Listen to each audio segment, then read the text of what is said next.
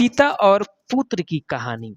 लोहे की दुकान में अपने पिता के साथ काम कर रहे एक बालक ने अचानक ही अपने पिता से पूछा, पिताजी इस दुनिया में मनुष्य की क्या कीमत होती है? पिताजी एक छोटे से बच्चे से ऐसे गंभीर सवाल सुनकर हैरान रह गए। फिर वे बोले, बेटे, एक मनुष्य की कीमत आंकना बहुत मुश्किल है, वो तो अनमोल है।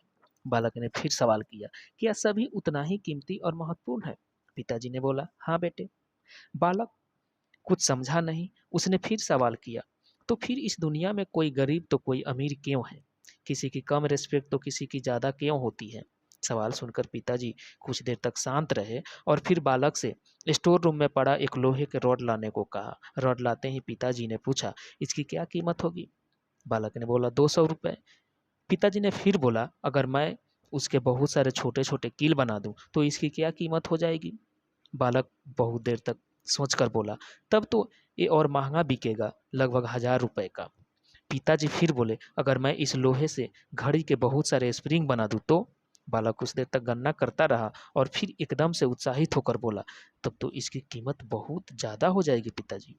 फिर पिताजी समझाते हुए बोले, ठीक इसी तरह मनुष्य की कीमत इससे नहीं है कि अभी वो क्या है, बल्कि इससे है कि वो अपने आप को क्या बना सकता है।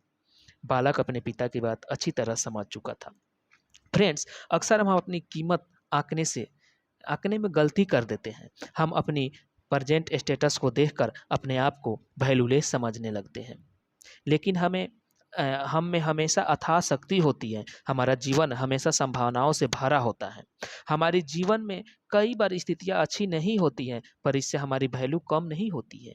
मनुष्य के रूप में हमारा जन्म इस दुनिया में हुआ है, इसका मतलब है हम बहुत स्पेशल हैं, इम्पोर्टेंट हैं।